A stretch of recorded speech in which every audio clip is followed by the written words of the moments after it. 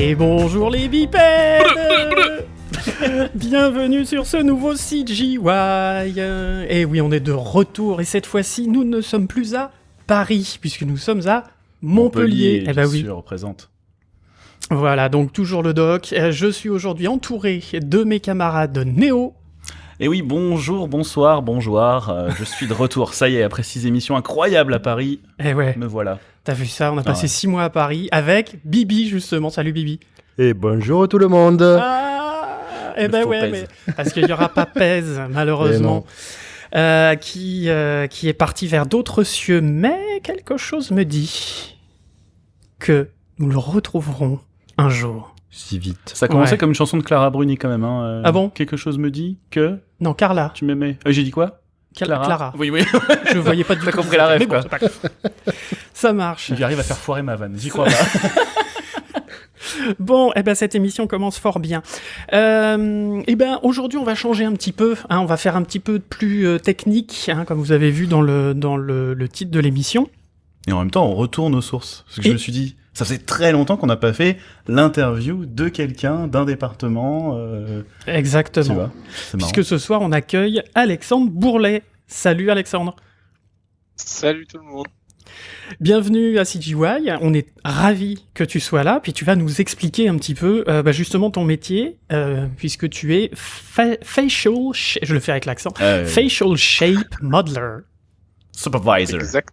Exactement. T'as oublié le supervisor. Supervisor. Qui est le plus important. Exactement. Donc tu vas nous expliquer un petit peu tout ça, mais avant tout, évidemment, le petit passage rapide, Patreon, si vous voulez nous soutenir et continuer à avoir de super émissions comme les 6 qu'ils ont fait à Paris, parce que justement, tous ces financements ont permis de faire ces émissions-là notamment aussi, comme ça je tease un peu en plus, on a pu acheter un petit micro à la volée pour pouvoir mettre ça sur nos téléphones, puisque nous irons... Et pourquoi donc ? On va aller où ? On va aller à Annecy, évidemment. Et du coup, on va pouvoir faire des interviews à la volée dans la rue et tout, avec des micros... on va voler dans la rue ? Ouais, on va voler dans la rue, ça va être fou. C'est pour ça qu'on y va ? Ouais, pour ça. Sur Insta, faut faire des vues maintenant, c'est bon. Hein, d'accord. Suffit. Non mais bon, arrêtons les bêtises. Et donc voilà, vous pouvez nous soutenir sur Patreon à hauteur de 1, 3 ou 5 $.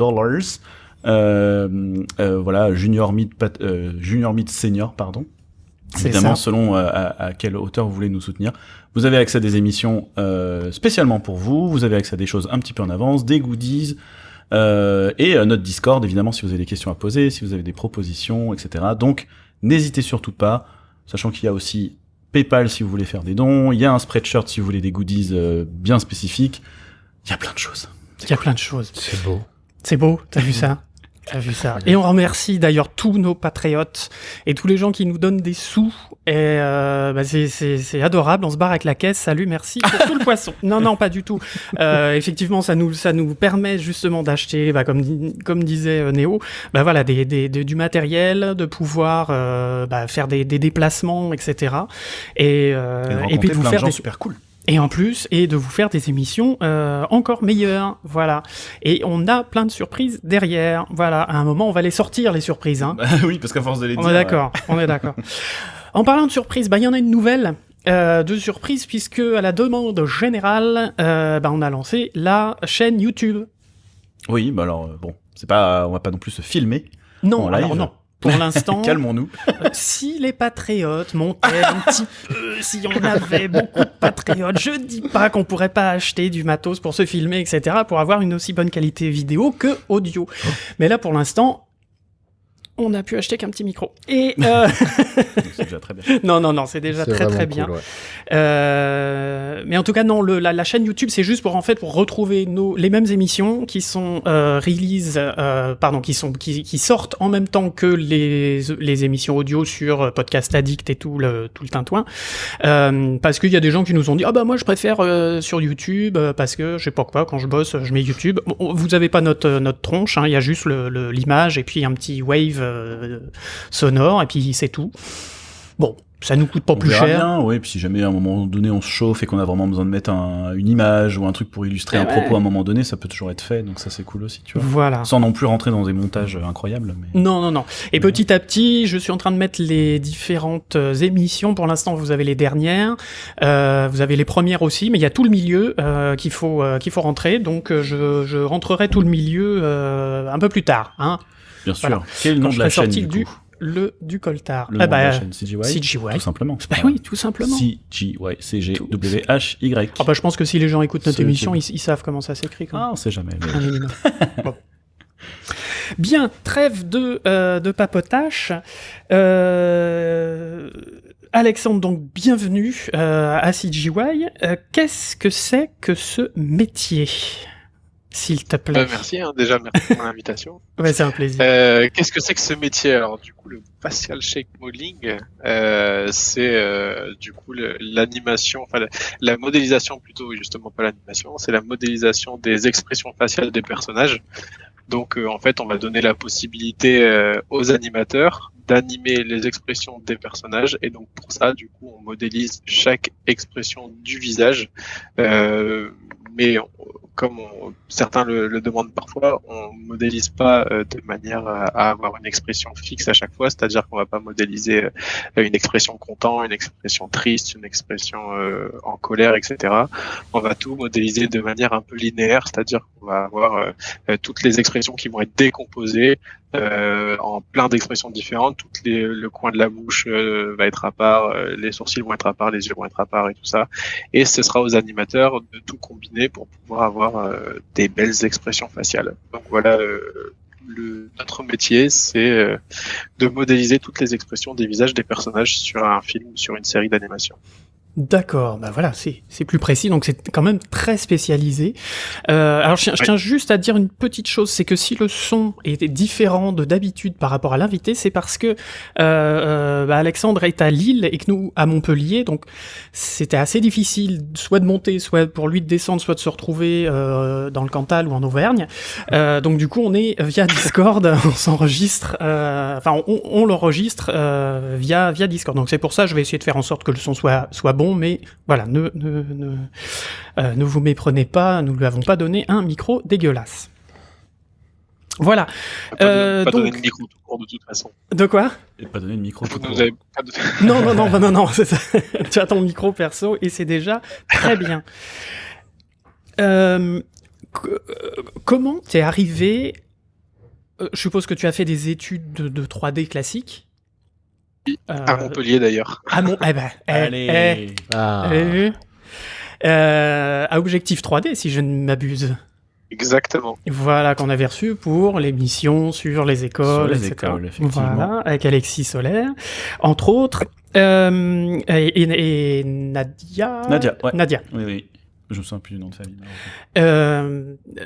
Mais comment est-ce que tu as voulu faire ça en sortie d'école ou ça t'est venu plus tard? J'ai l'impression qu'on parle d'un truc horrible. Mais comment t'es venue cette passion pour la collection de dents? Non, pas du tout. Alors, on va dire que j'ai presque voulu faire ça en sortie d'école, dans le sens où déjà à l'école et en sortie d'école, je voulais faire de la modélisation de personnages. Donc c'est ce que j'ai fait en sortie d'école. Je suis allé directement chez Illumination McCuff en modélisation de personnages. Ok. Et c'est là où j'ai appris plus ou moins que les expressions, donc le facial shape modeling, se faisait aussi au département Cara Modeling. Et donc du coup c'était les Cara Modelers qui faisaient les expressions aussi des personnages. Donc on dit entre guillemets souvent que c'est plutôt les personnes qui ont un peu plus d'expérience qui vont faire le facial shape modeling. On n'est pas forcément junior quand on fait du facial shape modeling, parce qu'il faut connaître bien toute la topologie d'un personnage, comment elle doit bouger et pourquoi les edges sont à tel endroit, pourquoi les vertex sont à tel endroit, etc. Donc souvent on essaye d'acquérir un peu d'expérience avant de faire du facial shape modeling. Et du coup, je suis un peu tombé dedans en allant dans le Cara modeling. C'est souvent le passage en fait, un peu des gens qui font ta spécificité. Ils passent forcément par du Cara modeling. Oui. Ouais. Oui. Ah ouais. Et c'est pour ça, en fait, là, voilà, du coup, je tease peut-être un peu mon parcours, mais du coup, là, je suis chez Fortiche Productions, et chez Fortiche, on sépare donc le Cara Modeling et les Shape Modeling sont deux départements différents, et dans la plupart des studios, c'est un seul et même département, et donc parfois, c'est même le modeleur qui fait son personnage qui fait ses facial shapes. Et parfois, tu as des personnes qui vont être surtout les juniors qui vont faire que du cara modeling. Et parfois, il y a des seniors qui vont faire que du shape modeling. Mais après, il y a des seniors qui n'aiment pas faire du shape modeling et qui font que du cara modeling. Et il y en a qui veulent faire que des shapes et il y en a qui veulent faire que du modeling. Ça dépend. Donc, Parce que ça demande mais souvent, c'est dans peu... le même département. Ouais, ça demande un peu plus de connaissances en anime aussi, non, pour faire vraiment du facial. Bah, ça regroupe pas mal de choses. Ça demande. Alors, en anime, oui et non, parce que nous, concrètement, on n'anime pas. On n'a pas on touche pas à l'animation même sur les facial shapes. On a le rig facial dans notre scène, donc on peut animer en fait le personnage, mais en aucun cas on en sort une animation. Il y a des studios, et la plupart des studios fonctionnent comme ça. Quand on fait des facial shapes, on va du coup connecter le rig facial sur toutes nos shapes, et du coup on va y intégrer ou y connecter une gym d'animation sur le visage pour pouvoir checker nos shapes. Alors une gym d'animation, pour ceux qui connaissent pas, c'est en gros on passe d'une expression à l'autre. C'est pas forcément dans le but de faire une animation à proprement parler, mais le but c'est de tester au maximum ce qui a été fait et voir là où ça peut faire des problèmes, là où ça peut... Est-ce que vous arrivez vraiment à faire les shapes que vous avez voulu? Parce que comme tu l'as expliqué, en fait, les shapes, elles sont divisées. On va faire un coin de bouche, puis un autre coin de bouche, puis un œil, puis un nez, puis... Enfin bon, j'exagère en disant ça, mais c'est l'idée, c'est que vraiment tout est morcelé, donc au bout d'un moment, on met tout ensemble aussi pour voir comment ça fonctionne ensemble. Et c'est ça, quand tu dis gym, c'est de ça qu'on parle en fait. C'est pas des personnages qui font des souplex, des choses comme ça. Du coup, on va importer une gym qui est préfaite sur tous les contrôleurs du visage, et ça va pousser un peu les shapes à leur extrême pour voir si à un moment donné, dans telle expression ou telle expression, il y a une shape qui pète ou une shape qui se connecte pas bien avec une autre, etc. Et c'est là que tu vas tester les limites que tu vas donner en fait ou retirer aux animateurs aussi, j'imagine. Pas forcément, on le fait plutôt avant, parce que du coup on a la possibilité de le faire nous avant dans notre scène, et c'est là où on va faire notre propre check. On va dire que la gym d'anime, c'est un peu le test final, quoi, de voir si tout ce qu'on a checké nous en amont se connecte, enfin se marie bien avec les expressions qui ont été faites pour la gym. Mais oui, après concrètement, il n'y a pas de sur par exemple une ouverture de bouche, il n'y a pas on nous dit pas il faut que ça descende, alors il n'y a pas d'unité de mesure, mais si on parle en pixels, il faut pas que ça descende de 100 pixels sur chaque perso. C'est nous qui déterminons toutes les expressions faciales du personnage en lui-même. Si on veut que l'animateur il descende pas plus bas que c'est dur de définir même à l'oral encore plus une unité de mesure, mais si on veut pas qu'il descende plus bas que là où on veut qu'il descende, et ben on arrête la shape à cet endroit-là et l'animateur pourra pas aller plus loin en fait. Donc c'est pour ça que parfois on travaille avec des refs, on peut travailler avec des planches d'expression, même si on n'a pas souvent en production, mais on peut essayer d'avoir parfois des intentions un peu d'animation, etc. Et du coup on essaye de retranscrire au maximum le personnage pour qu'il puisse être animé, et on essaye de respecter aussi les proportions et que ça sorte pas du design du personnage en lui-même. Mais alors du coup, pour caler tout ça, donc tu disais, vous avez des fois des refs, mais c'est des refs qui sont faites exprès pour la production, ou donc par des cara designers, etc.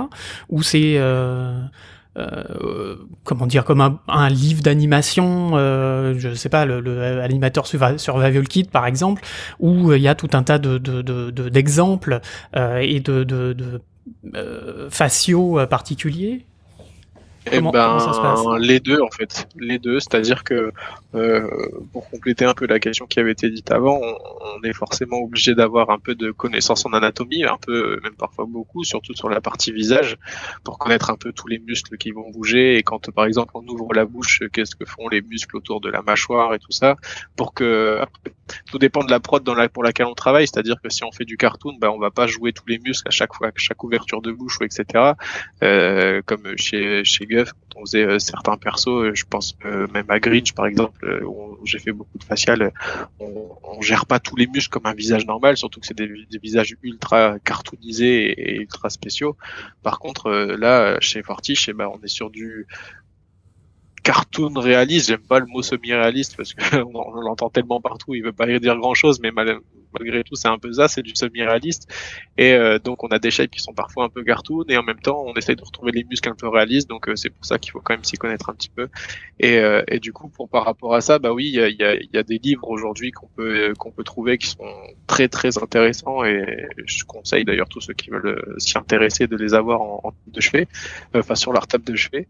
Et je peux vous donner les refs si vous avez envie. Ah oui, puis on les mettra dans les notes de l'émission, comme d'habitude. Alors, sachez que c'est pas du tout un placement de produit, j'ai aucune action dans ces livres-là. Bien sûr. Il y a un livre qui est hyper connu dans ce milieu et qui touche l'anatomie en lui-même. Ça s'appelle L'anatomie pour les sculpteurs. C'est un livre qui est très très bien fait, où on voit, il y a beaucoup de dessins et on voit vraiment tous les muscles qui bougent. Donc là, c'est surtout le corps humain, il n'y a pas que le visage, mais c'est un gros livre pour les animateurs et les modeleurs sur toute l'anatomie. Donc je vous enverrai la ref. Et après, il y a aussi un livre qui a été fait, c'est plus un livre du coup numérique, qui a été fait par une personne qui a bossé chez Pixar, qui s'appelle Brian Tyndall, qui a fait un livre, c'est The Art of Moving Points. Et du coup, il décrit pardon. Moving Points. Moving Points, ok. Et du coup, il décrit toute la mécanique proprement du facial modeling, toutes les shapes, et il décrit, par contre, faut être un peu accroché pour lire certaines pages parce qu'il part dans des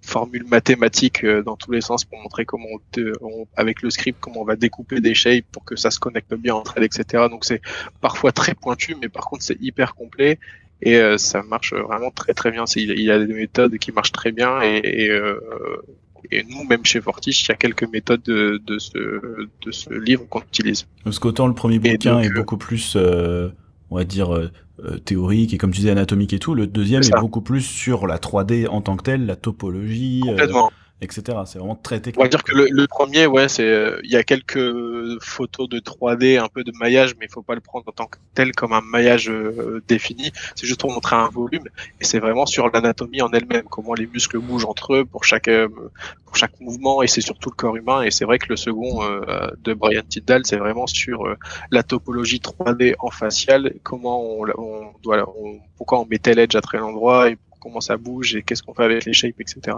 Et il est vraiment très très intéressant. Et il est même, du coup, il est disponible en live sur un support numérique. Et il y a des vidéos qui sont avec des exemples, etc. Il est vraiment très complet et c'est vraiment un super bouquin. Alors du coup, tu disais un truc qui m'a accroché. C'est que tu disais que il y avait des edges que vous placiez à certains endroits. Donc ce genre de bouquin va aussi être une source vraiment pour le modeleur au moment de la réalisation du visage, le visage générique. Donc du coup ça c'est vrai que ça reste super intéressant quoi. Oui, complètement. C'est pour ça que moi, je trouve intéressant de savoir comment ça se passe au niveau des shapes pour faire le modeling. C'est pour ça qu'aussi que dans toutes les écoles, quand on apprend à faire du modeling, on montre comment ça fonctionne le rig, parce que c'est pas le tout d'avoir un beau modeling si tes edges elles sont mal placées, enfin si la topologie, si la construction du personnage est mal construite, du coup, ça marchera jamais dans l'animation. Et c'est toute la particularité du modeleur, c'est qu'il faut faire quelque chose de joli artistiquement, mais de joli aussi techniquement pour que ça puisse suivre partout. Ouais. Donc, et effectivement, sur ce bouquin, on voit toute la topologie. Vous êtes obligé du coup de presque de tout refaire à chaque fois, parce qu'à chaque nouveau design il va y avoir des nouvelles contraintes, il va y avoir des nouvelles et encore plus notamment chez Fortiche par exemple, où là il y a carrément des trucs qui sont texturés, où il y a carrément des choses que vous avez même pas forcément besoin de modéliser ou pas. Je dis deux fois pas, non.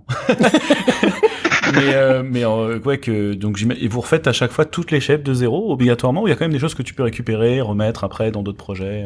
Ah, c'est la grosse question ça.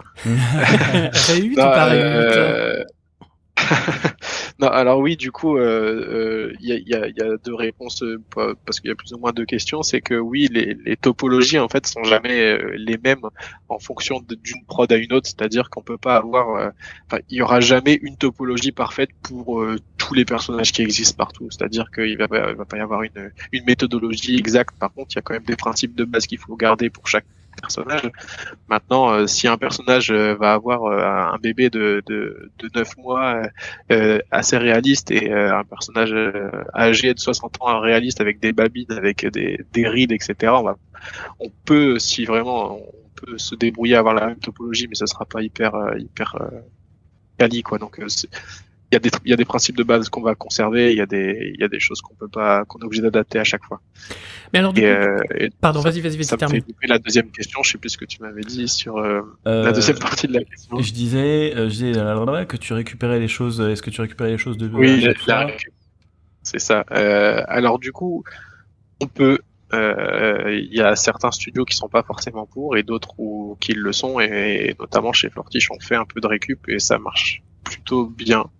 Pour faire de la récup, de toute façon, il faut avoir les mêmes topologies. Il faut avoir un mesh de base qui soit, avec, comme pour les blend shape, du coup, la même topologie d'un visage à un autre.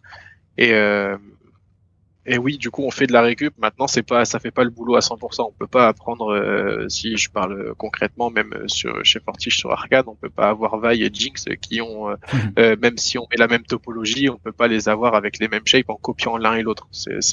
Vu que les morphologies sont la topologie est la même, mais les morphologies sont différentes, donc on peut pas avoir les mêmes comportements. Par contre, ça peut nous dégrossir une partie du travail. C'est un peu ce que je disais tout à l'heure quand je sous-entendais que tu donnais des limites ou des outils aux animateurs. C'est aussi là que tu vas commencer à dire ok, elles ont pas la même tête, donc elles vont pas sourire de la même manière non plus, elles vont pas avoir le même sourire, les mêmes shapes quoi au final, et du coup on délimite le sourire du personnage, c'est nous qui lui donnons sa forme du coup finale de son sourire. On va délimiter, on va donner vie même aux expressions des sourcils avec la ride du lion qu'on a entre les sourcils, avec le sneer, je sais pas trop comment le définir de manière la peau entre orale, mais c'est quand ouais. C'est ça, entre le nez et les yeux, quand on s'énerve et qu'on fronce un peu les sourcils, il y a l'expression de dégoût et tout ça. C'est ça. Et ces rides-là sont un peu propres à chacun, donc on va pas mettre encore moins sur des personnages principaux les mêmes rides aux mêmes endroits, donc oui, c'est nous qui déterminons ce genre de choses. Et vu qu'on est sur les rides, là, je finis juste moi de mon côté. Est-ce que tu fais aussi les lignes du cou ou certaines déformations sur la peau aussi du personnage? Est-ce que c'est à toi qu'on va faire appel pour ces choses-là? Alors oui, on peut. Moi personnellement, dans ma carrière, ça m'est très peu arrivé ça m'est pas arrivé du tout de faire des rides dans le cou. Mais on fait par contre les shapes quand le personnage s'énerve avec les tendons qui se contractent dans le cou. Ça, on le fait. Mais après, tout ce qui est rides et tout ça, je parlais de ça. J'ai pas fait de prod sur ça, mais oui, tout ce qui est l'énervement avec la contraction des tendons dans le cou, oui, ça on fait. Okay. Pour ça, en fait, faut imaginer que nous on travaille juste sur les têtes et elles sont coupées juste au-dessus des épaules, entre les épaules et le cou, et on travaille tout ce qu'il y a au-dessus en fait.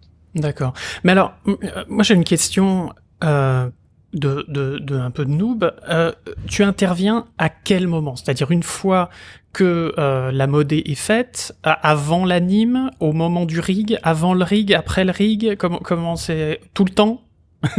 C'est une bonne question. Alors il faut absolument qu'on travaille une fois que le modeling est définitif. Ouais. Parce qu'à partir du moment où nous on travaille sur des shapes, on va avoir, par exemple, c'est des chiffres un peu aléatoires en fonction de chaque prod, mais on peut avoir entre 200 et 300 shapes sur un seul et même personnage, même parfois plus. Hein. Ouais. Et du coup, ces shapes-là, à chaque fois, on part de la même tête et on bouge vulgairement, on bouge des vertex pour faire des shapes. Et si jamais il y a la base du personnage qui change, on doit rechanger toutes ces têtes-là. Après, comme on a dit tout à l'heure, il y a des outils qui nous permettent de récupérer certaines choses. Donc, on met pas toujours tout à la poubelle, mais c'est toujours embêtant de devoir revenir sur le modeling. Par contre, oui, nous, du coup, on intervient une fois que le modeling est fait et qu'il est définitif et validé par les réals. Comme ça, on sait que la tête, elle bougera plus. Et nous, du coup, on peut passer à créer les shapes du personnage. Et du coup, on travaille en parallèle avec le rig, on peut travailler en même temps, c'est-à-dire que le rig va, lui, dans sa scène, le rig travailler tout le corps humain. Il a même sur le visage du personnage, il y a des shapes, mais il y a aussi du rig. Il y a des choses qui sont faites en rig. Je sais pas si on parle technique ou pas, mais il y a des skulls, etc. Ah oui. Il y a plein de trucs comme ça qui sont. Vas-y sur la technique. Il Il y en a y a qui pas veulent mal de la technique. Fais-toi plaisir. Ok. Non, bah il y a des parties qui sont riggées aussi sur le visage, hein, que les skulls, que même le nez qui peut être déformé, scalé, les yeux qui vont se scaler, le tracking des yeux, c'est pas nous qui le faisons, etc. Donc il y a pas mal de choses qui sont faites au rig, même sur le visage. Et nous, quand nos shapes sont faites, ça peut venir du coup ça vient en addition en fait. Et Il y a c'est une pareil, base, on peut tu veux travailler dire en tu veux parallèle. dire qu'il y a une base qui est faite par le rig et toi tu viens par-dessus en surcouche. Bon, ça dépend dans quel sens on prend. Soit la base est faite par les shapes et le rig vient en surcouche ou l'inverse. Mais en D'accord. tout cas, les deux on se marche pas dessus en fait. Il n'y a pas l'un qui doit attendre l'autre pour faire son travail. Alors En attends. tout cas, je sais pas. Ouais. Parce que moi, ce que j'arrive pas à comprendre, je vais être un peu mot du bulbe, mais comment est-ce que tes shapes sont intégrés au personnage? C'est-à-dire, c'est avec les contrôleurs du rig que qu'on va pouvoir faire justement la ride du lion, etc. Ou enfin, c'est Est-ce que c'est vous qui créez les paramètres au final? c'est ça. Alors, Comment est-ce que tes shapes sont intégrés dans le personnage et du coup utilisés par les animateurs? Ouais, alors justement, on va rentrer un peu plus dans la technique. Donc, du coup, nous, quand on dit les shapes, les blend shapes, en fait, le blend shape, c'est un déformeur dans Maya. Donc, c'est un nœud qui se crée sur un mesh. Nous, toutes nos shapes vont avoir toutes des têtes qui vont être différentes. On va prendre toutes ces têtes-là et on va les blend shaper dans une seule et même tête, le personnage final. Donc, ça va devenir toutes les têtes vont être cumulées entre elles sur un seul et même personnage et on pourra les activer un par un. Toutes ces shapes qui sont sur ce nœud de blend shape vont être des entrées différentes. Il va y avoir une entrée pour la mâchoire qui va vers le bas, une entrée pour la mâchoire qui va vers le haut, etc., etc. Et du coup, les contrôleurs du rig se connectent sur chaque entrée de ce nœud de blend shape. Et du coup, on va dire que quand le contrôleur de la mâchoire va vers le bas, il active la mâchoire qui va vers le bas dans les shapes. Et on fait ça pour tous les contrôleurs. Après, c'est scripté, mais du coup, on fait ça pour tous les contrôleurs. Et du coup, tous les contrôleurs du visage vont driver les shapes qui ont été connectés sur le mesh. Ok. Et du coup, vu que c'est un node blend shape qui se connecte sur le mesh, ça n'impacte pas le skin qui a été fait par le rigger, avec ses contrôleurs à lui du rig. Cool. Et donc du coup, c'est ça, c'est que vous avez pas spécialement à vous soucier du rig, puisque du coup, c'est un script qui s'occupe d'ingérer ça pour vous, quoi. C'est ça, on se soucie pas forcément du rig. En fait, le rig facial, dans la plupart des prods, je parle dans les longs métrages et même dans les séries, on parle pas des clips ou des prods qui sont assez rapides parce que souvent il y a des particularités. Mais dans les longs métrages et dans les longues prods où on a besoin d'avoir un travail un peu de masse, et du coup on va avoir le même rig pour tous les personnages. Bon, sauf exception, mais on va avoir le même rig pour tous les personnages, donc ça se connecte toujours de la même manière. Et pourquoi ce serait différent du coup pour du clip ou des choses très courtes?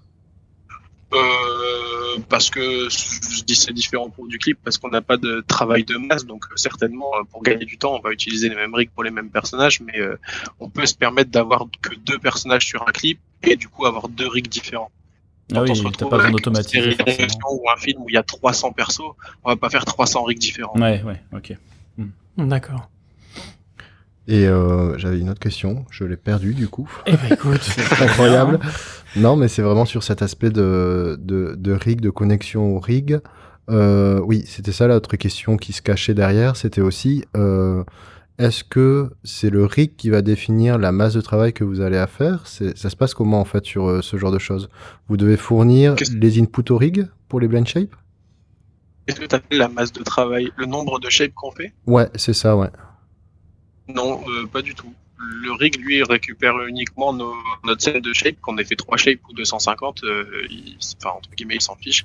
Nous, on sait, dans les prods, on sait initialement comment est répartie la charge de travail, c'est-à-dire qu'on sait que le rig va faire ses parties de rig sur le visage, et tout le reste, on sait que nous, ça va être fait en shape.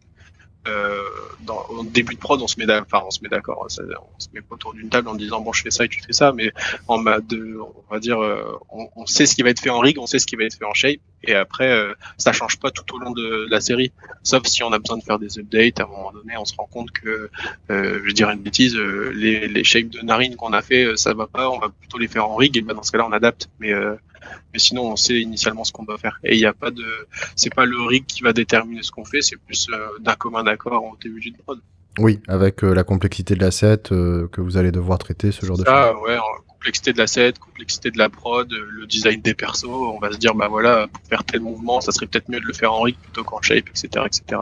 Sauf que si on change ça en milieu de prod, là, il y en a beaucoup qui s'ouvrent le crâne, qui ont envie de te casser les murs. Ça arrive, hein, là, pour parler concrètement chez Fortiche, c'est arrivé plusieurs fois, hein, parce que mine de rien, la série d'Arcane, elle a commencé il y a plus de 5 ans.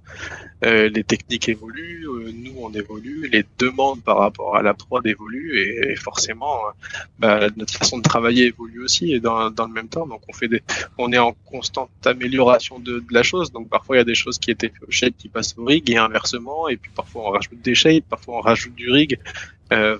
C'est sûr que si on regarde une prod qui est faite il y a 5 ans, une prod qui est faite aujourd'hui, c'est forcément meilleur.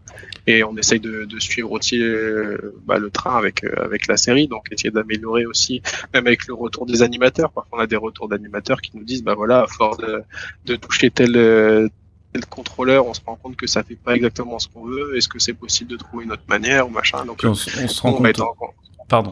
Pardon, vas-y. Ah, vas-y. Et on se rend compte aussi des fois que finalement on sert d'un truc plus que d'un autre, et ça serait peut-être pas mal de policher celle-là et peut-être d'abandonner l'autre, ou de faire un mix et tout ça. Et ce que j'allais dire aussi, c'est que pour expliquer aux gens que en fait on peut pas changer ça comme ça n'importe comment non plus, parce qu'en fait le problème c'est que on l'a vu dans ce podcast, le magnifique podcast CGY, qu'il y a plein de départements et que tout est fait en quinconce, et qu'il suffit qu'il y a un truc qui change dans un département en bas de la chaîne, ça va impacter tout le monde, et des plans qui ont déjà été validés, etc., vont se retrouver modifiés. Et alors ça dépend, hein, on peut bloquer les choses dans un coin, voilà, mais c'est toujours un peu plus complexe et tout. Et donc le temps que Alexandre ici nous change les narines du personnage et que le plan arrive au rendu derrière, en fait il peut y avoir tellement de temps que en fait même un plan qui a été validé il y a 5 mois, si la shape change tout d'un coup, faut faire gaffe, parce que on peut se retrouver avec un truc vraiment dégueu en bout de chaîne. Et donc c'est pour ça qu'on peut pas, voilà, c'est pour expliquer aux gens qu'on peut pas non plus changer ça comme on veut, c'est pas aussi facile, quoi. Ouais, c'est ça, c'est assez tricky, surtout quand on est sur des longues prods comme celle où je suis actuellement. Parce que du coup, un personnage principal, si je reprends l'exemple par exemple de Jinx, alors je vais dire des bêtises parce que j'ai pas tout en tête, mais qui va apparaître à l'épisode 1 et qu'on le suit jusqu'à l'épisode 9, et que nous d'ailleurs on a passé pas mal de temps sur cette série. C'est sûr qu'il y a eu des updates entre deux sur un personnage. Il y a des plans qui ont déjà été validés, et quand nous on doit faire des modifications parce que l'animateur s'est pas rendu compte dans le premier épisode parce qu'il a pas utilisé tel contrôleur, que ça marchait pas, ou que ça marchait pas bien, ou qu'il s'en servait différemment, il arrive sur le deuxième épisode et il nous dit si je bouge ça, j'aurais préféré que ça soit comme ça, et du coup il faut faire attention parce que ça peut changer toutes les animes qui ont déjà été validées. Donc après, comme tu dis, il y a des techniques qui permettent de garder l'ancien rig pour tel plan qui est déjà validé, donc du coup au rendu ça sera comme ça jusqu'au bout. Du coup après il faut bien faire les updates sur les nouveaux plans parce qu'il va y avoir les nouveaux faciaux, etc.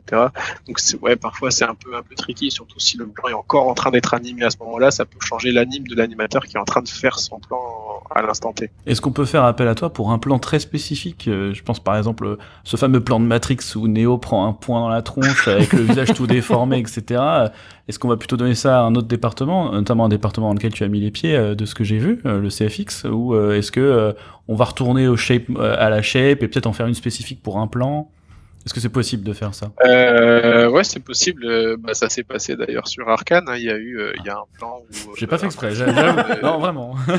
C'est honteux votre complicité. Non, mais c'est vrai, ça s'est passé pour Vander qui se retrouve avec un œil au beurre noir, et donc du coup, il y a eu une shape qui a été faite spécialement pour son œil au beurre.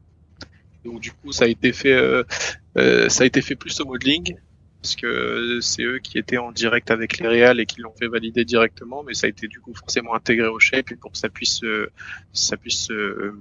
se marier avec les autres shapes qui existaient déjà. Et oui, du coup, la shape a été rajoutée après. Et du coup, c'est quoi? C'est une variation d'asset que vous faites à ce moment-là?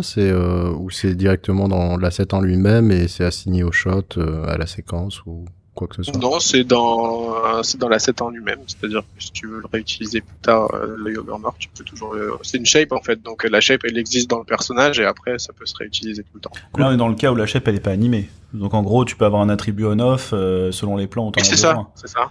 Mais si c'est dans un cadre où t'as besoin de déformer le visage en temps réel, justement, enfin, dans un plan où t'as vraiment Animé, une tronche ouais. qui se fait exploser et le rig suffit pas. Ah oui, bah après, s'il se fait exploser la tronche, là c'est compliqué, quoi, parce que ça va pas se faire en shape, ça va se faire en FX. Hein. Voilà, c'est un autre département qui s'occupe de ce genre de situation. Tout dépend de la déformation. Après, c'est vraiment du cas par cas, tout dépend de la déformation. Si il se prend un coup de poing et que t'as besoin de slow motion avec un peu de tremblement de joue, etc. Et on peut essayer de s'en servir un peu à la shape. Après, il peut y avoir un peu de sticky à l'anime. Et si vraiment ça va pas, ça peut être fait aussi à FX.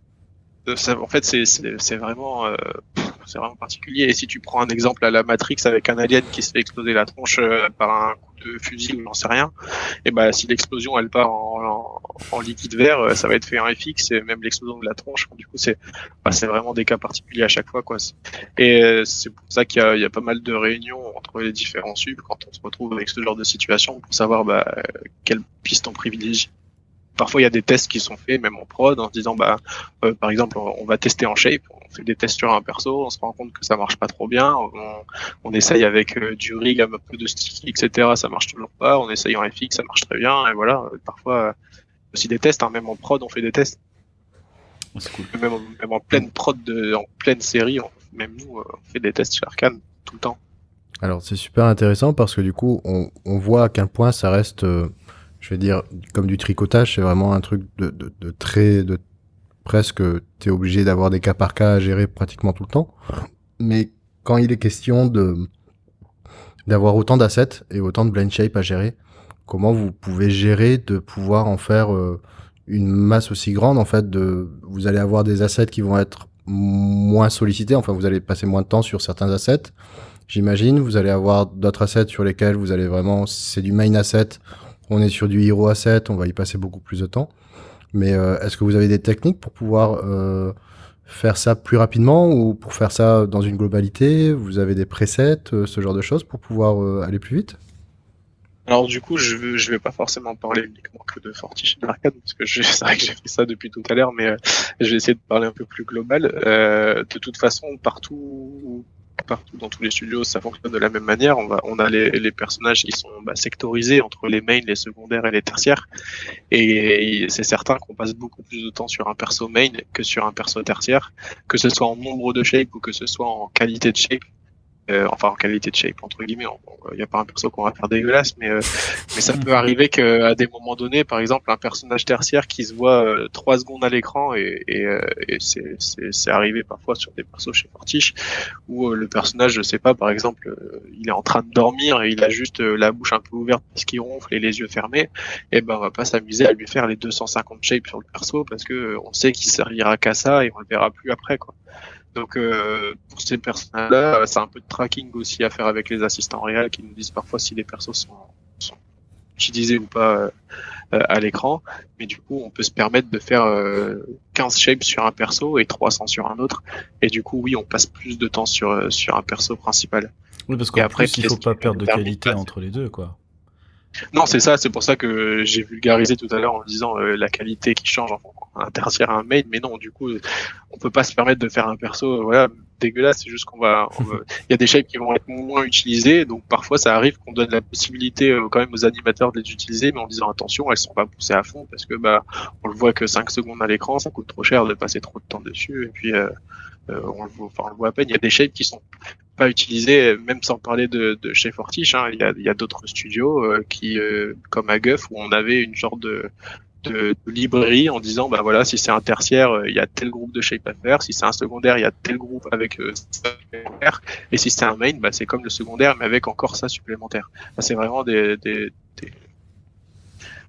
y a des nombres de shapes à faire plus importante si le perso on le voit beaucoup plus, et notamment les mains ils font que parler à l'écran, en gros plan, ils font des actings dans tous les sens. Du coup sur Arcane il y a pas mal de bastons aussi, donc parfois ils se prennent des coups en gros plan, etc. Donc on passe plus de temps sur ces persos là. Est-ce que tu ne fais que les humains?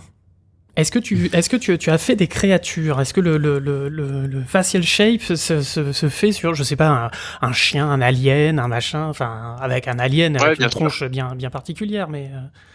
Ouais, bien sûr, le facial shape, ça fait tout ce qui a un visage, en fait. Enfin, quand je dis un visage, c'est même pas un visage, c'est tout ce qui a un visage, une gueule, peu importe, que ce soit même les créatures, même. Bon, après, c'est particulier chez Fortige dans le sens où les persos sont, enfin, j'allais dire qu'on fait même les oiseaux, mais chez Fortige, du coup, c'est pour l'instant l'oiseau qu'on a vu, je crois que c'est un corbeau, il n'y a pas forcément trop besoin, il fait, c'est réaliste, il fait clap clap quoi, mais ouais, j'ai bossé sur Astérix où il y avait un piaf, et le piaf il était shapé, donc oui, on fait tout ce qui est à une animation de tête, donc visage vraiment de tête, que ce soit les chiens, que ce soit les chats, notamment même chez Guff, tout ce qui est seeing ou comme des bêtes, ou c'est pas que des humains, c'est des personnages, c'est des animaux, parfois humanisés ou pas, mais du coup c'est toutes les expressions du visage des persos sont faites au shape. Même les mignons ont des shapes, hein. C'est des gélules rondes, mais faut les sourire, il faut bien les faire, il faut bien que ce soit joli. D'ailleurs, c'est assez marrant quand on voit le premier, j'invite les gens à aller voir le tout premier Moi Moche et Méchant et voir le troisième. Il faut savoir que les premiers mignons qui sont sortis dans Moi Moche et Méchant 1, à la base, c'était censé être juste des pauvres personnages tertiaires, hein, si je peux le dire comme ça. C'était pas censé être les stars du film. Et ils se sont avérés être les petites stars du film. Il y a eu Moi Moche et Méchant 2, on les voit beaucoup plus, ils ont été vachement retravaillés, ils sont plus jaune pétant, et le jaune est un peu plus joli aussi, ils ont été, même le personnage en lui-même, ils sont plus jolis. Et après il y a eu Mignon, il y a eu DM3, enfin voilà, on a commencé à avoir pas mal, et ça step up à chaque fois. Hein. C'est un vrai exemple de personnage qui devait être tertiaire et qui se retrouve hyper important. Exactement. Ils ont eu même leur propre effigie sur Mignon, quoi. Donc c'est vraiment leur film à eux maintenant. Mais contrairement à ce qu'on peut croire, c'est pas parce que c'est une simple gélule toute droite et qui ont eu un facial, c'est plus dur. C'est beaucoup plus dur de faire des shapes sur un personnage comme ça, ultra lisse et ultra droit entre guillemets, arrondi mais droit, plutôt que faire sur un humain. Oui, parce que je dis arrondi mes droits, c'est vrai que c'est un peu bête, mais je dis droit, ça veut dire vu que c'est une gélule, bon certes c'est courbé en mode cylindrique, mais c'est droit verticalement. C'est plat, ouais. Oui, ça non, c'est plat, c'est pas plat. Il y a vraiment aucun muscle sur lequel se baser au final, vous avez aucune idée de... Du coup, surtout qu'en plus les mignons, la particularité qu'ils ont, c'est qu'ils ont des expressions très extrêmes. Ils vont chercher des grands sourires dans tous les sens. Et concrètement, il faut imaginer toute la topologie qu'il y a derrière un visage, même sur les mignons. Toutes les edges qu'on a un peu partout, il faut les compresser quand on va écarter un peu pour faire le sourire. Et il faut que cette compression soit hyper propre parce que le moindre petit vertex qui dépasse, ça va faire une ombre au rendu, surtout avec un rendu cartoon. Et là, ça fait moche tout de suite, quoi. Et t'as pas de bouquin pour t'aider. Ça fait moche et méchant. Et là, non, il y a pas de bouquin. Là, c'est la technique du graphiste. Ouais. D'accord. Donc, ce qui veut dire que les mignons sont hyper polygonisés. Non, pas plus qu'un visage normal. Non. D'accord. En fait, faut pas non plus imaginer que au plus on a de points, au mieux c'est. Faut avoir un juste milieu. C'est sûr que nous, on modélise pas sur des low poly, quoi. On peut pas se permettre d'avoir que des low poly. On a besoin de la topologie. Mais au plus on avance dans les prods, au plus on a de la topologie. C'est sûr qu'entre moi chez Méchant 1 et moi chez Méchant 3, la topologie a vachement augmenté. Moi je me souviens même du Grinch qui avait une grosse topologie et franchement c'était agréable. Mais par contre si tu commences à aller un peu plus loin et en rajouter encore plus, c'est là où tu vas retrouver tes limites, où tu vas bouger trop de points et ça va péter un peu partout et faut trouver le juste milieu. Et même parfois sur des productions assez grosses comme ça où on utilise des grosses topologies, on se permet de se créer un low poly à côté que du coup on va qu'on va modéliser, qui va driver du coup le high poly pour pouvoir travailler plus rapidement parce qu'il y a tellement de points à bouger parfois que c'est trop long. T'as été amené à utiliser ZBrush pour faire ce genre de truc ou pas? Jamais. Non. C'est Non, vraiment, dans toutes les prods alors j'ai déjà utilisé ZBrush dans des prods, mais pas pour le facial shape. Mhm. Ça, on travaille alors jusqu'à maintenant, moi j'ai travaillé uniquement sur Maya pour faire des shapes. On fait tout dans Maya. Et est-ce qu'il y aurait un intérêt à utiliser ZBrush pour ce genre de travail? C'est Bah, une le question problème très avec candide, hein. ZBrush, c'est que non, mais c'est des bonnes questions. Mais le problème avec ZBrush, c'est que tu touches pas à la topologie en fait. Donc tu vas te créer une forme qui va être jolie. T'as pas la topologie qui va suivre. C'est ça la particularité qu'on a, c'est que nous on est obligé de faire correspondre entre guillemets l'expression et les muscles avec la topologie qu'on a derrière pour que ce soit cohérent avec toutes les shapes différentes. Donc si t'as une shape à faire pour un seul perso pour faire une statue que tu veux imprimer, je vais te dire va sur ZBrush et fais pas du Maya quoi, ça sert à rien. Par contre, si c'est pour faire toutes les shapes d'un seul et même perso, pour que la topologie suive bien, du coup, dans ZBrush, tu vas toucher uniquement que la sculpture et pas le maillage en lui-même. Le maillage va suivre, mais tu pourras pas bouger ton edge comme tu veux. T'as pas accès à ça, donc tu vas te servir uniquement que du sculpt. Donc c'est pas assez opti. Ouais, et du coup, ça fait partie, j'imagine, de votre principale contrainte. Est-ce qu'il y en a d'autres qui sont aussi importantes? Pour ZBrush, Non, pas spécialement pour ZBrush. D'une manière générale, on se rend compte que en fait, le fait d'avoir à bouger des points, ça reste votre contrainte principale, j'ai envie de dire. Est-ce que vous avez d'autres contraintes comme ça qui vous empêchent de faire certaines choses? ça me prend de court. Je vois pas comme Sur- ça. Mis à part les animateurs qui vous demandent des trucs complètement dingos. C'est ça, les animateurs, ils nous demandent toujours plus de toute façon. C'est le ouais. principe de l'animateur. Toujours. L'animateur, il va toujours te demander un petit truc en plus. Mais justement, sur Arcane, tu dois avoir des spécificités parce que la texture fait une partie du taf aussi. Et on a des topologies qui sont plus légères que sur d'autres projets. Donc là aussi, ça doit être une autre limite, non? Ça a pas un impact sur les shapes que tu peux, où tu te dis, bon, là, il faut que tu joues avec la texture pour que ça soit, non seulement il faut que la topo soit jolie, mais il faut qu'en plus la texture suive derrière et que ça soit joli aussi avec la texture par-dessus. Ou est-ce que je me trompe? Ouais, on frôle presque le secret de prod, donc je pourrais pas forcément tout dire. Mais, D'accord. mais en tout cas, oui. Non, mais de toute façon, dans toutes les prods, que ce soit Arcane ou même dans d'autres, on travaille, alors la plupart du temps sans la texture, parce que parfois la texture n'est pas encore faite, mais on travaille aussi avec la texture dès qu'on peut, parce que ça c'est pas un secret de Fab de savoir que la texture est assez poussée sur Arcane, Ouais. et que du coup par exemple, si il y a des rides sur certains persos, que ce soit sur Vertige ou ailleurs, s'il y a des rides qui sont modélisées sur certains persos, que ce soit sur le front, sur les joues ou ailleurs, si à un moment donné tu fais une shape mais qui va à l'encontre de la ride, et ben toi quand t'as ton perso qui est juste en niveau de gris, tu sais pas s'il a une ride ou pas, et que derrière à la texture tu fais gonfler un endroit où il est censé avoir un gros creux en plein milieu ou une cicatrice ou n'importe quoi, et ben ça marche pas en fait. Donc c'est sûr que malgré tout on est obligé de faire attention à la texture qu'il y a sur le personnage pour pouvoir bouger un peu certains endroits. Ah, ça fait penser C'est à arrivé qu'il y a des moments aussi, sur oui c'est ça. Eux, ils ont fait une technique encore un peu différente, mais oui, et il y a même des persos qui ont des grosses cicatrices en plein milieu de la joue, en plein milieu de l'œil, etc. Bah là, du coup, tu sais que faut faire attention et pas trop bouger à cet endroit-là, que tu peux pas gonfler. Enfin, la joue, c'est un peu différent, mais tu peux pas bouger même les sourcils de la même manière. Le perso, il est borgne avec une grosse cicatrice et tout ça. Enfin.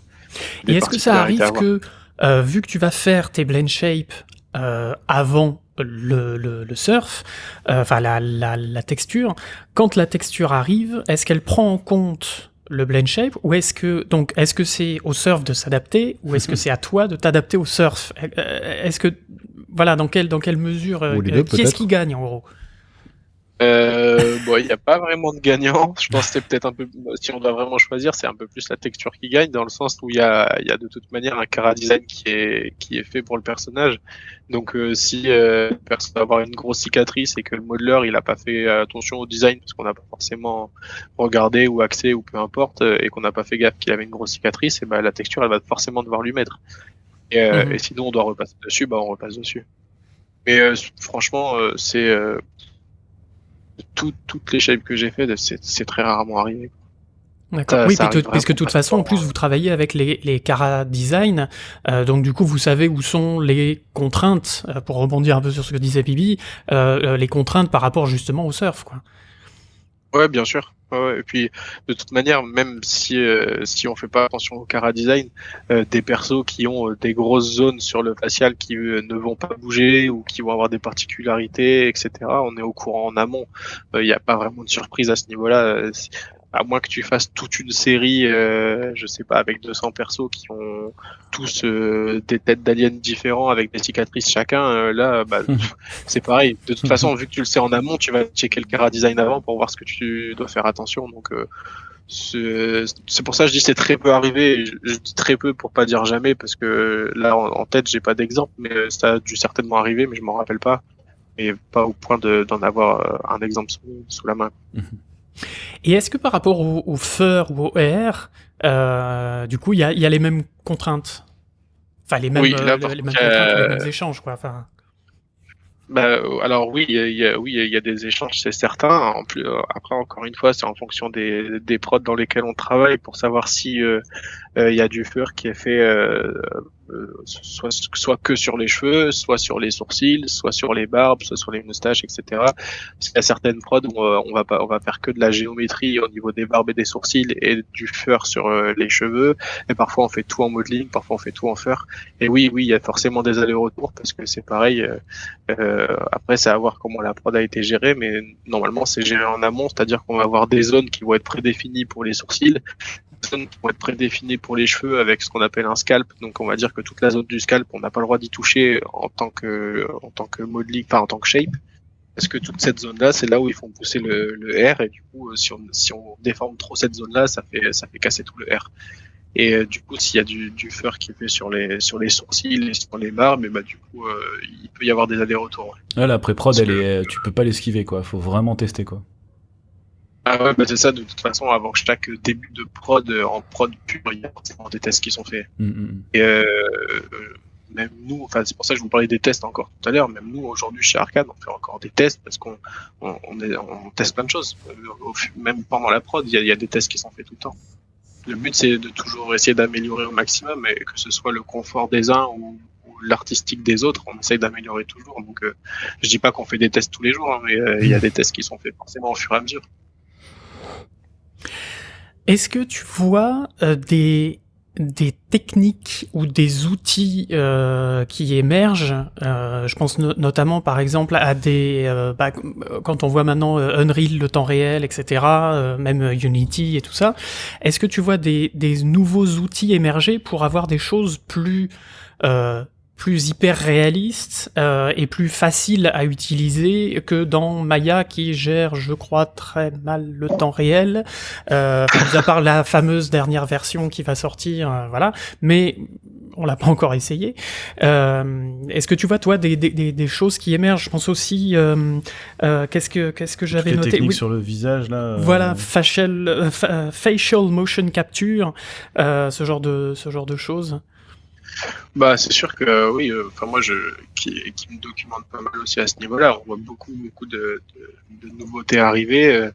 Avec, c'est vrai qu'on voit pas mal de démos à droite à gauche avec des personnages avec des rides un peu dans tous les sens, hyper réalistes, et que ça fonctionne super bien. Et franchement, il y a beaucoup de choses qui sont soit déjà utilisées et que j'ai pas connaissance, mais en tout cas des choses très prometteuses. Et ces démos, justement, après, ces démos, c'est des trucs où les mecs, ils ont passé des heures de malade et ils ont poussé ça à fond et ça marche super bien parce que c'est juste une tête filmée comme ça, ou est-ce que c'est des trucs qu'on peut imaginer vraiment être appliqués en prod, notamment pour ma team que je défends et tu vois, histoire de garder du 24 FPS ou au moins un peu de fluidité. Je demanderai pas du 24 toute ma vie, mais au moins un truc qui fonctionne. Ou est-ce que c'est vraiment c'est de la démo technique, quoi, plus qu'autre chose? Je pense un peu des deux, c'est-à-dire que la personne, ça dépend dans quel but elle le poste. Si elle le poste juste en disant, regardez, j'ai créé un script qui va révolutionner le facial, et du coup, ça peut faire tout ça, j'imagine que le mec, il a pas juste passé 2 heures dessus, et j'espère pour lui. Je pense qu'il s'est fait un truc vraiment à donf, et il a poussé dans tous les sens, il a tout créé pour montrer toutes les possibilités. Et du coup, oui, il y a des choses qui sont vachement prometteurs sur ça, et par contre, pour ce qui est du motion capture, ben ça dépend sur quelle prod tu te diriges. Moi, jusqu'à aujourd'hui, j'ai fait des prods de, on va dire entre guillemets cartoon, voire même si chez Fortige c'est un peu, comme je disais, du semi-réaliste. Mais j'ai pas encore fait de prod d'hyper réaliste et même sans parler d'hyper réaliste, mais par exemple même à la Avatar, par exemple, où ils ont fait du motion capture et même sur les visages. Et on a déjà remarqué, bon, Avatar, ça commence à dater entre guillemets, hein, mais ça fait un petit moment que c'est sorti. Et déjà pour l'époque, ce qu'ils avaient fait sur les visages, c'était extraordinaire. Enfin, moi, j'étais bluffé sur ce qu'ils avaient réussi à faire. C'est intéressant ça. Mais du coup, forcément, c'est du motion capture. Donc, c'est ça ce que j'allais dire. Tu vois la même. Nous, en anime, on a vu le motion capture arriver et on s'est toujours dit, beaucoup disaient ça va remplacer l'anime et puis on est là en train de se dire ouais, ça peut nous aider un petit peu, mais en fait finalement c'est quand même chiant et au final vaut mieux le faire à la main quand on a envie de faire un truc bien spécifique. Est-ce que t'as la même chose avec la performance capture en te disant ouais, ça pourrait être sympa, mais en fait au final je gagne plus de temps à les faire moi-même à la point, tu vois? C'est pas tant ce que je me dis et je suis pas sûr qu'on gagnerait forcément plus de temps à le faire à la main. Je pense qu'on pourrait gagner du temps à le faire en capture. Par contre, on va pas se mentir, le boulot va être vraiment chiant, quoi. Ouais, parce que le seul boulot qui va rester, ça va être du fixe. Au final, ça va être le mec qui va parler et il va avoir une shape qui va avoir été un peu mal capturée. Il va falloir juste la rectifier au shot. Et franchement, il y aura un taf qui va être cool. Ça va être de setter les shapes au départ, c'est-à-dire que même des prods. Alors j'ai ça en tête là vite fait qui vient de me traverser l'esprit. Les Warhammer, les trucs comme ça, les gros orques, les gros trucs qui ont été faits avec de la capture aussi. Bah forcément, c'est pas juste parce qu'on capture le visage de l'humain que les shapes vont se créer automatiquement sur le modeling que t'as fait. Il faut forcément lui donner les shapes que t'as envie, la possibilité des mouvements de visage, etc. Donc il y a forcément une étape de création. Par contre, une fois que cette étape de création elle est faite et que les animateurs décident de faire du capture sur les visages, et bah après il y a toute une base de fixe que c'est comme pour le motion capture en animation des body entre guillemets. Et t'as toute une base de fixe qui est un peu qui est chiante à faire, on va pas se mentir. Ça vous fait certainement gagner du temps, mais vous, peut-être qu'en anime, vous perdez encore plus de temps à tout fixer image par image, tous les mouvements. Ouais. Donc au final, est-ce que c'est pas plus simple de le faire à la main pour vous, peut-être? C'est la grande question. Moi, pour les shapes, je sais pas. Je t'avouerai que j'ai encore jamais eu dans les mains une capture de visage, donc je sais pas à quel point il faut la rectifier, mais je sais qu'il faut la rectifier. Et donc du coup, je pense que ça pourrait faire gagner du temps, c'est certain, mais plus à l'anime, pas à la construction des shapes. La construction des shapes, elle sera toujours la même. Ouais. On va quoi qu'il arrive donner la possibilité au personnage de bouger et ça changera pas. Et puis comme en mocap, tu serais limité à l'humain en fait au final. Tu pourrais pas forcément faire de la performance capture. Ne serait-ce que pour Arcane, je pense que ce serait compliqué de trouver des mecs qui ont un peu les mêmes gueules cassées, tu vois, être capable de faire. Est-ce que tu pourrais imaginer ça, d'avoir une espèce de base comme ça qui pourrait marcher même sur des projets où il y a vraiment un design très fort? Mais quand même te servir de tronche d'un mec qui fait des tronches de base, comme ça t'as pas besoin de connaître l'anatomie, il fait un sourire, c'est bien. C'est carré. Mais un jeep carré, exactement, j'y pensais. Après il y a design de base, des designs de base, c'est-à-dire que là tu vois, malgré tout sur Arcane, c'est vrai qu'on a des designs particuliers, mais c'est pas non plus ça reste des humains, on n'a pas, comme je disais, on n'a pas des gros orques, même tu vois dans Avatar, ça reste des humains aussi, malgré tout, leur morphologie de visage, même s'ils font 3 mètres de haut et qu'ils sont bleus, ça reste une morphologie humaine, donc ça reste ça se transpose assez bien, tu vois, même si tu regardes dans le Seigneur des Anneaux avec les Gollum, les trucs comme ça qui ont été faits en capture aussi, et pour autant il a quand même un visage un peu humain, même s'il est complètement déformé, quoi. Ils ont pas tout réanimé là, justement quand ils faisaient Gollum là, ils s'amusaient pas à tout refaire ou est-ce qu'ils ont vraiment servi, ils se sont vraiment servis d'Andy Serkis? Alors en tout cas, je sais qu'ils se sont servis du capture. Est-ce qu'ils ont tout refait derrière? J'en ai aucune idée, mais en tout cas ils se sont servis de la capture. Ouais. Faudrait que je me renseigne parce qu'à mon avis à l'époque ça devait être une ref plus qu'autre chose, tu vois, je pense. Ah peut-être. Bon, après moi j'ai vu quelques making of où il y avait justement les capteurs sur le visage du perso et tout, mais après comme tu dis peut-être qu'ils ont sorti un truc en 3D et qu'ils ont vraiment fait une ref pour refaire derrière, je sais pas. J'ai pas les infos. Ouais, parce que quand on regarde par exemple dans Bilbo, il y a eu une performance capture faite sur le visage de Benedict Cumberbatch pour Smaug, pour le dragon. Donc ils se sont alors pas forcément servis, puisque si c'était juste une image de ref, il aurait pas eu des points partout sur la gueule. C'est ça qui est bizarre. Mais du coup ils s'en sont servis pour alors faire les shapes, faire l'animation, ça je ne sais pas. Je C'est suis très pas étrange. dans les arcanes. Ouais. Mais bon, on peut peut-être imaginer ça effectivement. Pour le futur, du coup, tu servirais plus à grand chose, Peut-être. Alexandre. Bah, si, justement, c'est ce que je disais, c'est que malgré tout, c'est plus les animateurs qui pourraient être presque, alors avec ces jeux d'acteurs remplacés, mais je pense que la construction du personnage, elle restera toujours. Mhm. Comme je disais, le modeling doit toujours être fait, la possibilité au personnage de bouger, donc les shapes doivent forcément être construites. Maintenant, ça remplacerait presque plus en fait le boulot de l'animateur qui va animer les contrôleurs du visage pour faire les expressions du personnage. Oui, parce que plus c'est que de c'est l'export de dans ce sens-là, curve en au fait. final. Mhm. C'est de C'est l'export ça, ça d'animation. exporte toutes les curves d'anime sur les contrôleurs du rig et qui du coup le personnage bougera tout seul entre guillemets depuis l'acteur qui aura bougé dans sa combinaison. Ouais, mais en Donc soi, c'est effectivement, presque plus l'animation, je pense qu'il pourrait y ait un peu de ça. on pourrait pas imaginer une performance capture ultra poussée qui te permettrait d'aller choper justement tes déformations de joues, de nez et tout, et qui te prémâcherait le travail.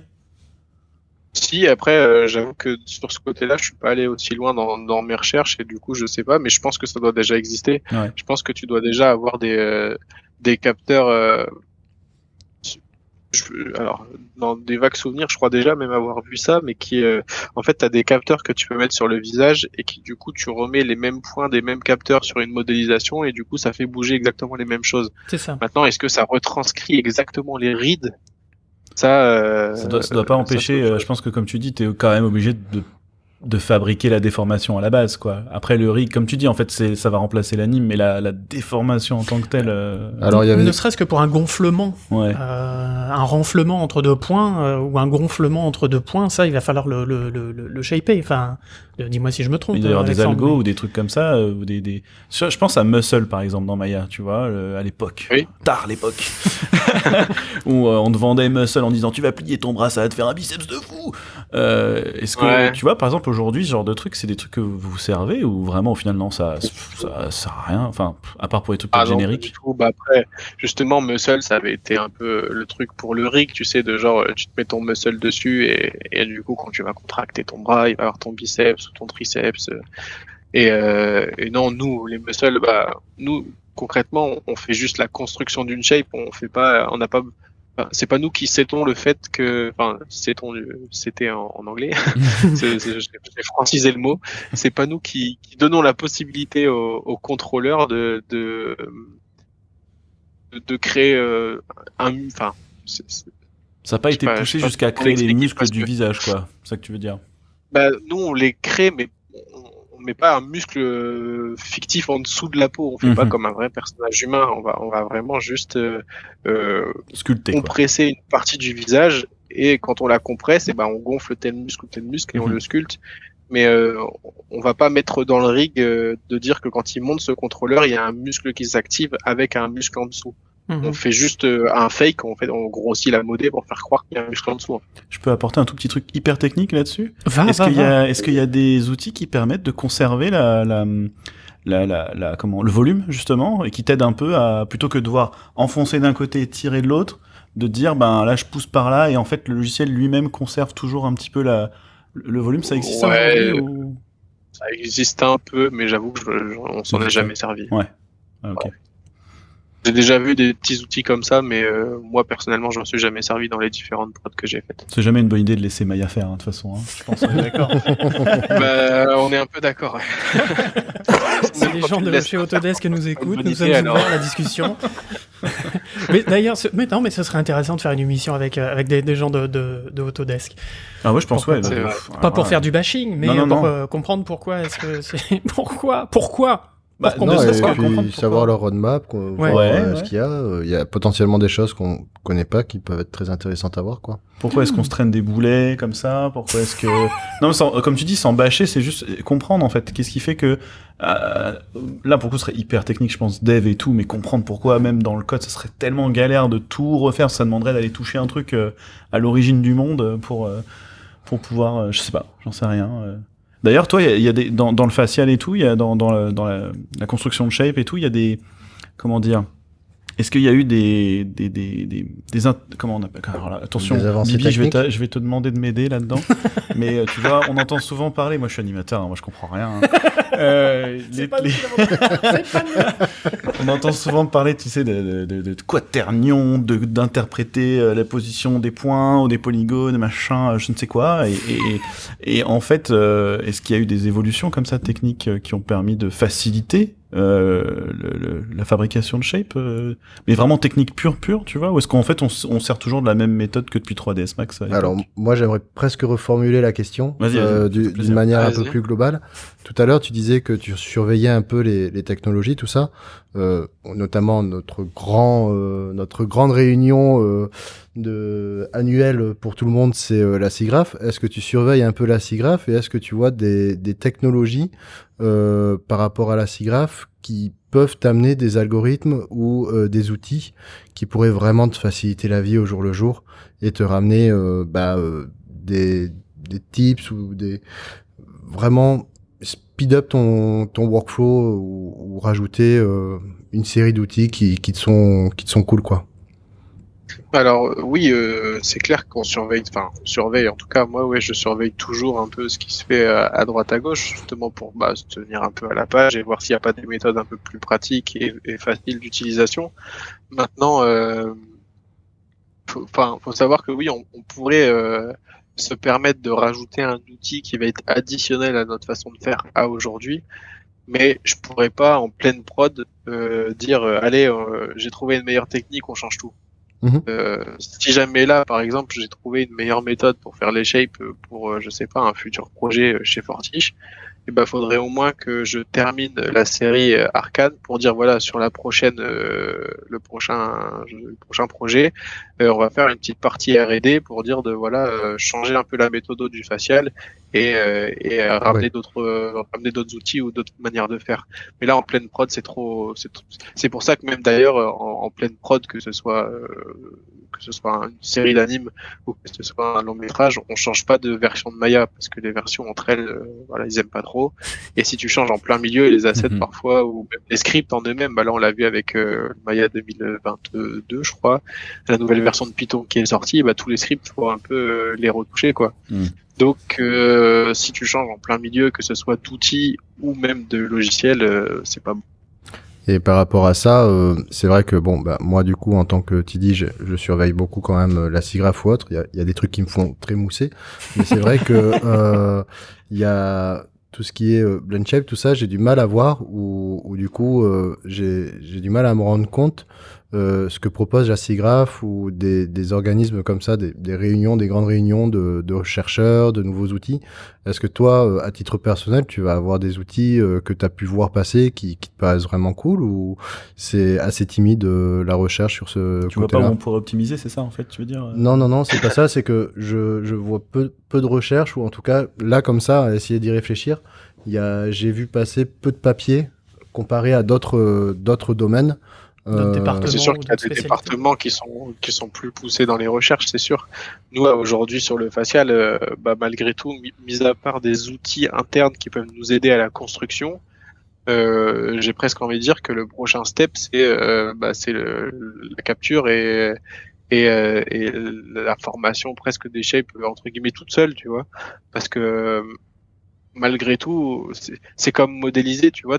Mis à part des outils qui vont t'aider à modéliser, et vu que nous, quelque part, on fait du modeling, à part modéliser un personnage à la main, et que ce soit avec du sculpt ou avec de la topo, et que t'as des outils qui t'aident à aller plus vite, le next step, c'est capture 3D d'un personnage humain, et c'est retranscrit direct en 3D dans ton logiciel, et puis t'as plus besoin de modéliser. Donc, il n'y a pas forcément, comme tu dis, de nouveautés en termes de workflow, quoi. De workflow, c'est vraiment des nouveautés, des outils. Et t'as pas mal de personnes qui font ça un peu dans leur côté, tu vois des démos passer avec des manières de procéder qui sont intéressantes. Et pour te répondre sur le côté outils, il y a beaucoup de studios en France qui utilisent un outil qui s'appelle le BCS. Et c'est un script qui est fait par si je me trompe pas, c'est un Allemand et qui ça fonctionne très bien quoi. C'est quoi le C'est BCS? vraiment, Vas-y, je suis curieux, moi. Qu'est-ce que c'est? Bah, BCS, c'est Blend Shape Combination System.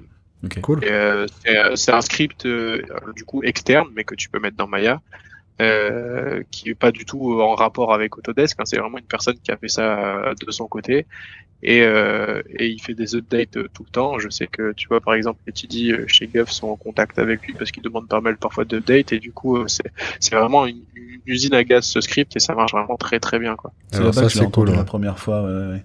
Et qu'est-ce que ça ajoute par rapport à Maya qui mélange de blend shape entre elles? Plein de choses. T'as plein de petites features à droite à gauche qui permettent une construction, qui permettent des fall-offs, qui permettent de changer un peu la combinaison entre ta shape qui est à gauche, ta shape qui est à droite, de te permettre de faire des mix de shape entre eux. Et la particularité aussi première, c'est que c'est un outil qui te permet en fait, si tu veux, d'avoir de ne pas te conserver toutes tes têtes, donc tous les meshs de tes shapes dans la scène. Ça, tout est gardé en cache dans le script, c'est-à-dire que si tu as un personnage et que tu veux créer une ouverture de bouche, techniquement tu vas double-cliquer sur le nom ouverture de bouche, il te sort la shape en dur, tu la travailles, tu la supprimes. Après quand tu actives ton rig, ta shape est toujours là en fait. T'es pas obligé de la garder en dur dans ton Maya, et donc du coup tes scènes sont plus légères. C'est légère. Et Ouais, bon, ouais. c'est Ça, un c'est exemple bien. parmi tant d'autres, hein, mais c'est un exemple parmi tant d'autres, mais tu as plein de petites features sur cet outil qui te permettent de faire plein de choses, et il est vraiment très Putain. très bien. Stylé. C'est le dernier truc un peu là qui a fait une évolution pareille en fait, qui a fait un gros step vraiment vers l'avant dans la gestion. des Oui, shapes. après il commence à dater entre guillemets. En tout cas, la création de cet outil date. Alors j'ai pas la date en tête, je pourrais le chercher si vous voulez, mais en tout cas il y a des updates qui sont faits tout le temps. C'est-à-dire que chaque année il y a des mises à jour un peu tout le temps. Donc oui, c'est un outil qui a, je pense à l'époque, parce que moi quand je suis arrivé il existait déjà, en tout cas chez Guff, ça a dû révolutionner pas mal, en tout cas pour les blend shape. Et pour ceux qui Et utilisent nous, pas là, Maya, du coup, ça peut se transposer dans d'autres logiciels? Eh Tu sais ou pas, ça écoute, je ne travaille que sur Maya, donc j'avoue je me suis pas renseigné. Ouais. Et, je peux regarder, ouais, effectivement. En tout cas, on je mettra sais plus. le lien dans les notes de l'émission Ouais. vers le script, en tout cas vers la page de BCS. Tiens, et du coup, moi, là, par rapport on parle beaucoup Maya, donc ton outil principal, c'est Maya, mais est-ce que tu envisages un avenir avec potentiellement un copain à beaucoup de gens, Houdini, ou ce genre de choses, ou d'autres outils? Est-ce qu'il y a d'autres outils qui te font l'œil? Qui me font envie, moi, personnellement, peut-être, mais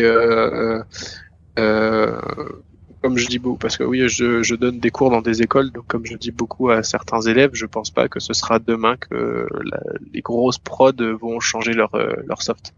Parce qu'il y a tellement d'outils. En plus, t'es TD, donc je pense que tu sais ce que c'est. Il y a tellement d'outils qui sont faits, que ce soit pour les départements ou pour les passerelles entre départements ou pour tout un pipe, qui sont développés autour de ce logiciel-là. Si demain on vient à changer de Maya à Blender, il y aurait un taf de TD à faire qui serait monstrueux, quoi. C'est Donc, un énorme travail de portage, ouais.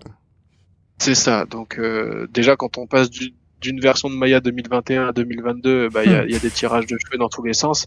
Alors là, passer de Maya à Blender, ça serait, franchement, tous les scripts, faut vraiment tous les refaire. Et donc, je dis pas que c'est impossible, mais je sais pas dans quelle mesure un studio de prod pourrait se permettre de switcher comme ça, ou alors il faudrait que ce soit en parallèle d'une prod. J'imagine peut-être, je vais chercher loin, mais j'imagine peut-être Guff qui garderait une prod de long métrage sur Maya, le temps que pendant toute cette prod là, les TD travaillent sur une passerelle vers un autre soft, pourquoi pas. Mais si un studio devait s'arrêter pour faire une passerelle, ça prendrait pas un mois, quoi. Ah oui, non, ça c'est Ça sûr. prendrait Ça, c'est sûr, un et temps. je pense que c'est exactement ce genre de choses sur lesquelles les boîtes iraient. Ça serait vraiment travailler en parallèle un nouveau pipeline avec de nouveaux outils, de nouveaux C'est workflows. ça. Un peu comme tu disais tout à l'heure, où tu te poses, il y a des algorithmes qui t'intéressent, ou ce genre de choses, tu passes en mode R&D, et puis on stabilise et on travaille là-dessus, quoi. Puis je pense qu'il y a aussi le phénomène potentiellement où aujourd'hui ton métier, j'imagine que dans les écoles, il est appris principalement à travers Maya, donc du coup, par En tout cas, effet pour de toute la bord, partie, les artistes arrivent avec Maya comme connaissance et comme source de c'est trucs, ça. quoi. ce qui est bien, c'est que même les écoles ont vachement évolué et maintenant, moi, je vois par rapport à moi quand j'étais à l'école, il y a beaucoup plus de softs qui sont appris aux étudiants et je trouve ça vraiment très bien, quoi. En tout cas sur la partie, on va dire, je sais pas comment trop le former, mais entre guillemets prod 3D, c'est Maya qui est appris quasiment partout. Et après, ils ont beaucoup d'additions d'additions de soft, pardon, que ce soit du Substance, que ce soit du Nuke, que ce soit du Houdini. Moi, je vois toutes les écoles, ils commencent à apprendre tous ces softs-là aux étudiants, et je trouve ça génial. L'étudiant, il va arriver sur le marché du travail avec un panel de soft assez conséquent, et je trouve ça top. Et ça chaîne aussi un peu avec ce que tu as dit tout à l'heure, hein, dans un logiciel qui me fait un peu de l'œil. Ouais, je pense que Blender me fait pas mal de l'œil et je pense que c'est vraiment un soft prometteur. Mais je doute que ça vienne demain sur le marché, même s'il y a déjà des prods aujourd'hui qui font du Blender, attention. Mais c'est pour l'instant pas les grosses prods et je sais pas si ça va être tout de suite qui vont changer. Pour ton métier, toi, tu verrais un intérêt à aller sur Blender juste pour faire les shapes et les importer ensuite dans Maya ou pas du tout? Non. C'est une manière de fabriquer qui va être différente parce que les outils sont différents. Donc j'imagine qu'un peu comme tous les softs, tu as des outils qui sont plus intéressants sur l'un et moins sur l'autre et inversement parce que chacun a ses atouts. Maintenant, j'ai pas encore assez mis les mains dans Blender pour me rendre compte que ça serait mieux pour les shapes. Mais aujourd'hui, non, j'y verrais pas l'intérêt pour l'instant. Ok. Bah après, je pense que même si ils ont quand même un petit, pardon, excuse-moi, je disais juste même si ils ont un système de sculpt pour moi, de sculpt de sculpt qui marche mieux que celui de Maya. Donc c'est pour l'instant des petites mains que j'ai mis dedans, c'est l'intérêt que j'y trouverai, mais c'est minime pour dire de passer dessus et surtout de changer la prod, quoi. Bah, moi, le retour que j'ai globalement côté technique à travers Blender, c'est que sa lacune aujourd'hui qui empêche pas mal de studios à faire le pas, c'est vraiment le système in-out où on ne peut pas forcément tout recevoir ou comme on le voudrait, ni le ressortir facilement pour que ce soit compatible avec d'autres logiciels. Donc il est pas suffisant à lui tout seul pour être un logiciel de 3D à part entière à la Maya, et il est pas suffisant pour s'intégrer dans une prod et... Il avance, il fait ses choses, il fait son chemin, tout ça, mais c'est vrai que moi, quand je pense à Blender sur une prod, c'est vraiment plus... Si tu commences dans Blender, t'essayes d'aller pratiquement jusqu'à la fin du cycle de production dans Blender. Parce que tu sais que si t'en sors, ça va commencer à être la merde. Ça va commencer à être compliqué, ouais. Ok. Oui et non, parce qu'ils ont vraiment quand même fait beaucoup d'améliorations, ils ont retapé tout ce qui est alambic, ils ont commencé à parler USD, tout ça. Donc ça reste des technologies qui sont là et qui sont en train d'implémenter. Mais c'est vrai que sur le roadmap, ils ont un gros dossier in-out sur le travail qu'ils ont à faire dessus, quoi. Je sais pas où est-ce que ça en est aujourd'hui, ça vaudrait le coup que je regarde. Je communiquerai la roadmap Blender dans les notes. Question pratique. J'ai vérifié en parallèle, juste BCS, c'est bien juste pour Maya, enfin du coup pour XSI aussi, Softimage, mais ok. Ce malheureux n'est plus parmi nous. Question pratique. Tu parlais justement de Sculpt, puisque toi, en fait, ton boulot est plus proche du Sculpt que de tirer juste des vertex. Enfin, je veux dire, de manière point par point. On sculpte en tirant des vertex, donc. On est d'accord. Non, mais ce que je veux dire, c'est que voilà, tu vas. Mais alors, du coup, tu vas bosser plus à la souris ou à la tablette? Bah il y a les deux, chacun fait un peu comme il veut. Moi j'avoue que quand je suis arrivé sur le marché, j'étais à la souris un peu entre guillemets comme tout le monde. Et j'ai pas mal de collègues qui étaient à la tablette et un jour j'étais sur une prod avec un superviseur qui on était que tous les deux, c'était sur Astérix, qui lui bossait que à la tablette et j'ai essayé de m'y faire, j'y arrivais pas du tout au début. Et c'est là où j'étais en train de justement il m'a initié à faire des shapes sur cette prod là. Et au final, je me suis rendu compte que pour les shapes, c'était vachement plus pratique parce que même pour peindre, on peint beaucoup de maps, que ce soit des clusters, des blend shapes et tout ça. On peint beaucoup de maps et c'est vachement plus pratique au stylet. Et depuis, je ne travaille que à la tablette. Je me sers peu de la souris. Si je dois faire un ratio, je pense que ça serait 80% de tablette et 20% de souris pour dire de faire des trucs un peu parfois à la main, à la souris, parfois rapide, même pour de la bureautique ou tout ça, c'est plus facile. Mais après, dans Maya, c'est beaucoup de tablettes, pour ma part. Et ouais, donc si t'as une Cintiq, c'est le summum en plus après, quoi. Non. Ah, même pas? Enfin, non, parce que le problème de la Cintiq, c'est que t'as toujours un petit décalage. Tu sais jamais pile poil. Enfin, c'est jamais au moment où tu poses ton stylet que ça fait exactement. Il y a toujours un petit décalage en fait. Ouais. Et donc du coup, moi je trouve ça pas très opti de faire ça à la Cintiq, mais nous on a on a des Wacom, mais des sans écran, des tablettes on va dire classiques.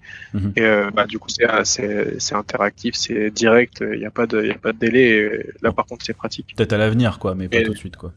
Peut-être après, si on devait faire encore une fois, je pense que du ZBrush pur sans s'en soucier de la topo, etc., qu'on se retrouve avec un visage où on doit juste sculpter des muscles, etc., ou un body ou peu importe. Peut-être qu'à la Cintiq ça peut être assez cool parce que du coup, ouais, on pourrait comme un dessinateur, on pourrait dessiner dessus directement et essayer de choper des volumes, tout ça. Mais là, vu que moi j'aime bien dire que mon métier c'est 50% d'artistique et 50% de technique, donc il y a pas que l'artistique qui va faire la différence. Donc ça, c'est intéressant à rappeler. C'est intéressant à rappeler. C'est pas juste un sculpteur, quoi. Il y a une grosse partie technique à prendre en compte et. Ah ouais, c'est clair. Voilà, c'est pas parce que t'aimes bien faire des petites statuettes que tu vas être un modeleur de facial shape incroyable derrière non plus, quoi. Enfin, tu vas être bon quand même, hein, mais bon. Surtout que, moi, encore une fois, je me détermine plus comme quelqu'un de technique plutôt qu'artistique. Mm-hmm. Je connais très bien l'anatomie, mais par contre, je suis pas très très bon en dessin. Franchement, par rapport à beaucoup de personnes dans ce milieu, je peux être le dernier presque hors dessin. C'est pas vraiment du tout mon fort. Par contre, en termes de technique, moi j'adore tout ce qui est technique, donc je préfère largement retaper des topologies de visage, etc., plutôt que de sculpter un visage dans ZBrush, quoi. Donc t'as pas des petites statuettes en plastine ou en truc Non, t'as pas une petite Jinx là à nous montrer Si, j'en ai une, mais c'est la statue Riot, quoi. Est-ce que mais non, c'est pas mon fort c'est pas mon fort de faire le sculpte en lui-même. Je préfère largement faire la technique et la retopo. Donc tu nous as dit que tu avais bossé quand même sur beaucoup, en tout cas, oui, beaucoup de longs métrages, dans beaucoup de studios, t'as fait de la série, t'as fait tout ça. Quel est le personnage qui t'a, alors, soit donné le plus de fil à retordre, soit, sans dévoiler, hein, on est d'accord, des secrets de prod, ou le personnage qui a été le plus bizarre, en tout cas... qui a demandé une approche différente, tu veux dire? Ouais. Qui t'a donné le plus de fil à retordre ou de trucs, de challenge, ouais. J'essaie de faire le tour... Grand tour. C'est la question piège. Ouais, c'est un grand tour. 347. Une grande carrière demande de grandes responsabilités. Une grande carrière, mais par contre, c'est sûr que là, même chez Fortiche, ça fait 5 ans, presque 5 ans que j'y suis, et on fait, parfois les personnages, on peut en faire un toutes les semaines, et donc ça peut aller très vite. Il y en a qui commencent à faire beaucoup, donc j'essaie de tout mettre un peu tout ensemble. Je pense que celui qui m'a posé le plus, pas de soucis, mais de fil à retordre, c'est celui que je suis en train de faire en ce moment. Donc je peux rien dire. Mais moi je vois. celui que j'ai le plus travaillé, je pense, et que j'aime vraiment beaucoup, ce serait le personnage dans le clip de Enemy, J.I.D. le rappeur. J'ai passé pas mal de temps dessus. Et j'ai vraiment adoré faire ce perso. Pourquoi lui particulièrement? Qu'est-ce qu'il y avait de plus que... C'est un humain au final. Peut-être, ouais, justement, peut-être aussi parce que je devais me fier à ce que ça lui ressemble vraiment, même si c'est pas moi qui le faisais le modeling. Malgré tout, le modeling est là pour poser la base, et après les expressions, je pouvais pas faire comme je voulais en fait. Je pouvais pas lui donner vie comme j'avais envie. Il fallait vraiment que je chope des refs. J'allais rechercher tous ses clips, j'allais rechercher toutes ses photos et tout ça pour essayer de voir comment il bougeait, enfin toutes ces expressions de visage. C'est pareil, créer une ride, je peux le faire au pif sur Vaille, parce qu'elle existe entre guillemets pas. Par contre, lui, s'il a des rides un peu particulières, j'essayais de choper un peu les mêmes au shape. Donc c'était vachement intéressant. Et j'ai fait beaucoup de shape sur ce personnage-là pour essayer de choper quelque chose ressemblant tout en étant dans cet esprit un peu cartoon réaliste, quoi. Et ouais, vraiment, j'ai vraiment bien aimé. Et je trouve que le rendu, franchement, pardon. je trouve que le rendu marche vraiment bien même si encore une fois c'est pas moi qui l'ai animé, je trouve que le rendu du personnage est vraiment cool. Ah oui, je sais que ça a marqué beaucoup de gens quand le clip est sorti. On mettra le lien du clip. Ouais. Allez, c'est pour vous les gars, c'est cadeau. Eh ben merci. Je pense qu'on a fait pas mal le tour du propriétaire. Bon, je pense que t'as des trucs à ajouter, Alexandre, que t'aimerais qu'on n'a pas parlé. Ma phrase n'est absolument pas française, mais tu remets les mots dans l'ordre. C'est un animateur. Ah, ça y est, ça recommence. C'est ma shape qui est mal finie et j'ai du mal à parler, tu vois. Non, écoute, moi après c'est toujours un plaisir de partager autour de ça. Comme je disais, même moi personnellement, je donne des cours et parfois je fais des petites conférences, même dans des jurys, etc. J'adore discuter autour que ce soit de ma spécialité ou de la 3D en règle générale. Donc j'ai toujours plaisir à répondre à toutes les questions, au moins tant que je peux. Je pense, j'espère ne pas avoir dit trop de bêtises, s'il y a des shapers qui nous écoutent. Ils réagiront. Oui, ils réagiront, ça fera parler, au moins c'est bien. Voilà. On mettra ton Twitter, ton machin, puis ils pourront te bâcher directement, si ça te dérange pas. Ils pourront aller lâcher des vieux commentaires sur mon ArtStation, ça va être cool. Écoute, merci infiniment Alexandre. Moi j'avoue que je ne connaissais je connaissais peu ta spécialité et je me disais ça va pas être je suis fasciné. Je suis fasciné. Écoute, tant mieux. Qu'est-ce qui te plaît d'ailleurs? Moi qui un peu fasciné aussi, mais qu'est-ce qui fait que tu continues de faire ça? C'est quoi qui te plaît en fait vraiment dans ce métier? Je sais pas, j'avais besoin d'avoir un métier, alors j'ai fait ça. Il y avait de la place, il y avait de la lumière, je suis rentré. C'est ça, j'ai vu une petite porte, je me suis dit ça a l'air cool, ils ont l'air de faire un genre de jeu vidéo, je sais pas ce que c'est, je vais aller voir. Non mais je sais pas, j'ai toujours, alors très honnêtement, quand je suis arrivé dans mon école, j'aimais bien cet univers de la 3D, cet univers des films d'animation. J'avoue que j'ai toujours été un peu plus passionné par le côté cartoon que par le côté live, un peu à la Marvel, etc. Et j'ai testé un peu tous les départements dans mon école et j'ai toujours accroché la modélisation. Qu'est-ce qui me plaît J'avoue que j'ai pas de réponse fixe sur ça. Parce que pourtant, j'étais pas forcément vocation à avoir un métier trop artistique, parce que justement, j'avais pas cette fibre du dessin en soi, même si je m'y étais essayé pas mal de fois.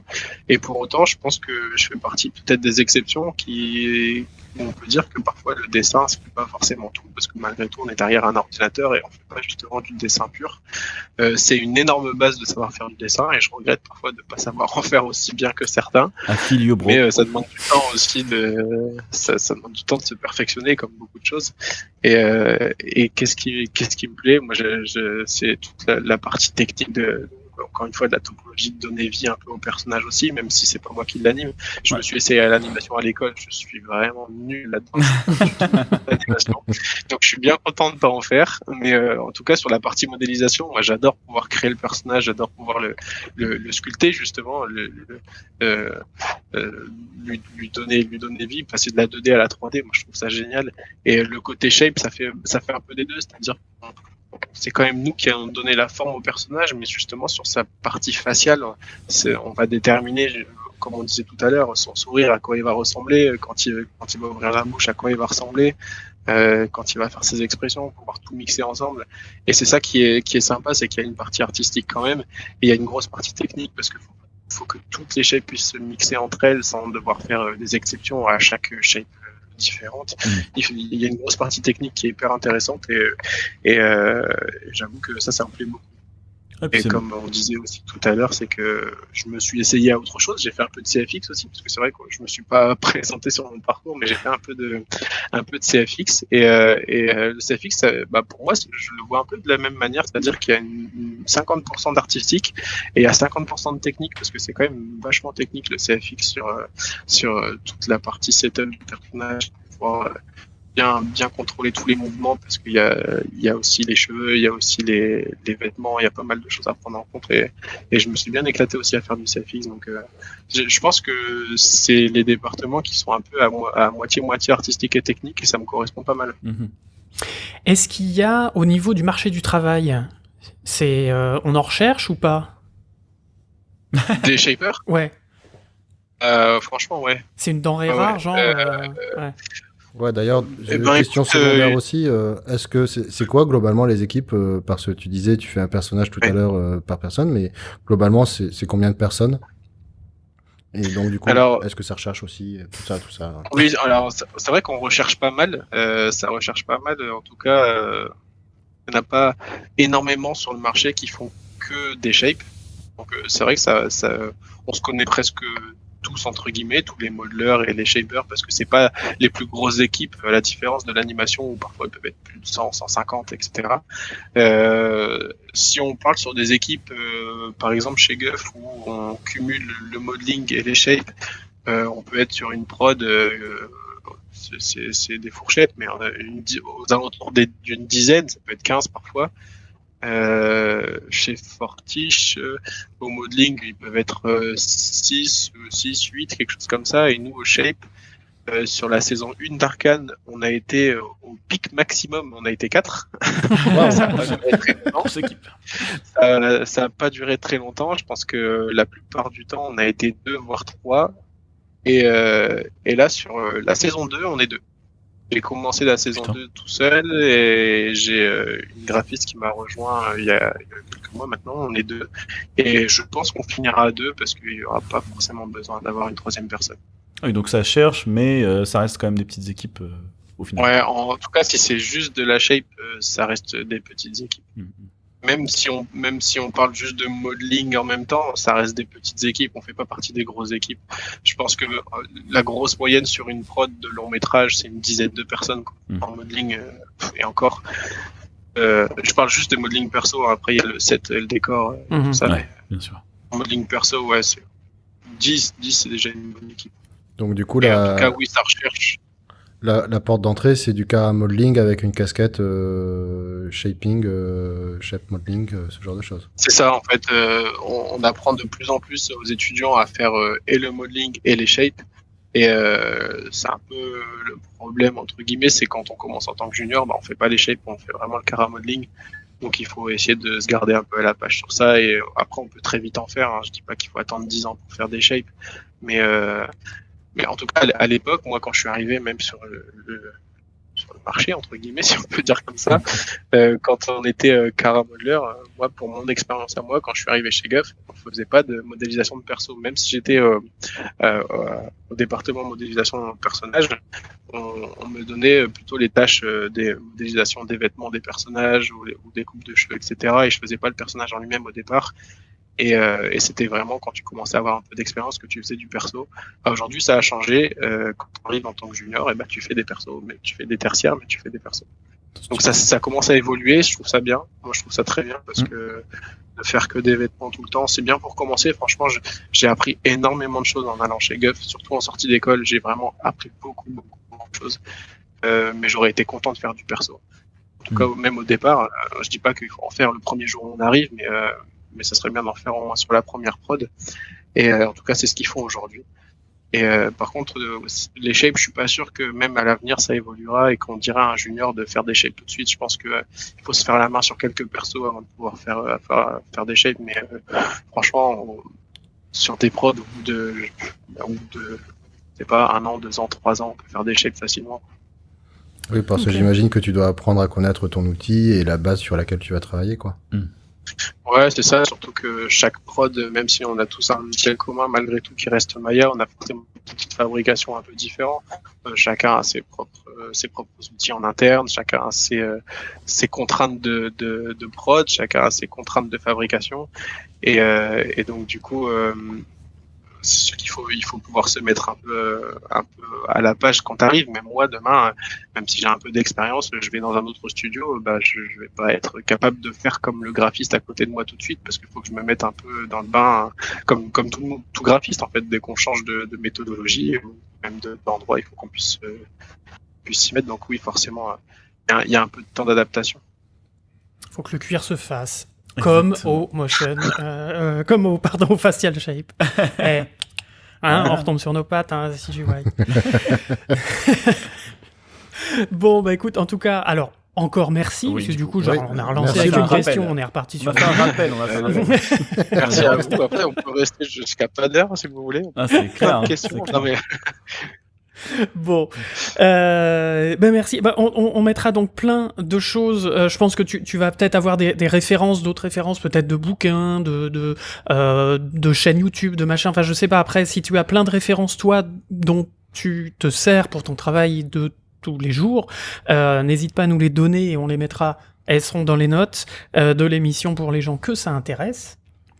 Et puis des références de toi aussi, si jamais les gens veulent te contacter potentiellement. Exactement. Si ça ne te dérange pas. Pas de problème, avec plaisir. J'ai mon LinkedIn qui est à jour et je suis assez actif dessus, donc pas de problème. Parfait. Cool. Nickel. On mettra tout ça. Ton ArtStation aussi. Parce que bien sûr. Voilà. Qui est actif aussi et j'essaie de me maintenir un peu à jour, cool. Même s'il faut trouver du temps parce que ça demande plus de temps de mettre à jour un ArtStation qu'un LinkedIn, mais ouais, j'essaye de le tenir un petit peu à jour, surtout avec la sortie d'Arcane. Ouais. Je l'ai un peu rempli et ça fait du bien. Tu m'étonnes. C'est cool. Merci encore, Alexandre. Merci, Alexandre. Ouais, merci beaucoup. Avec grand plaisir, merci à vous. Et puis, n'oubliez pas les bipèdes, si vous voulez, soit éventuellement contacter Alexandre, nous contacter, il y a le mail cgypodcast@gmail.com, les Twitter, les Facebook, les machins, tout ça est dans les notes. Et n'oubliez pas, alors ce qui nous aide beaucoup, c'est de nous Payez. Alors, de nous payer, oui, alors ça, oui, on est bien d'accord, ça nous aide. Non, mais surtout, ce qui nous aide par rapport à la visibilité, c'est de nous relayer sur les réseaux sociaux, etc., de parler de nous, en tout cas de notre podcast, pas de nous. Le petit partage, tout ça. Voilà, des partages et tout ça. Non, mais voilà, c'est vrai que ça nous aide beaucoup. Puis activez la cloche maintenant. Oui. Oh là là. C'est beau. Cliquez sur s'abonner. La cloche est... non, on va pas tomber là-dessus. Pouce en l'air. Ouais, c'est ça. Un pouce bleu et tout ça. Ouais. Un petit pouce bleu et on est bien là. Un pouce bleu, la cloche. À 10 000 pouces, on fait une émission en live. Non, j'ai rien dit. On se lance sur Twitch. Oh non. Parlez pas de malheur. Donc, mais en tout cas, merci à vous, merci Alexandre, merci les gars. Merci à toi. Merci le petit doc, merci Bibi. Et puis à bientôt pour la prochaine émission. Bien évidemment. Bien sûr. Bien évidemment, à la prochaine. Voilà. Et on fait des bisous à tout le monde. Allez. Et ciao. Salut. Ciao Alexandre. Bye bye.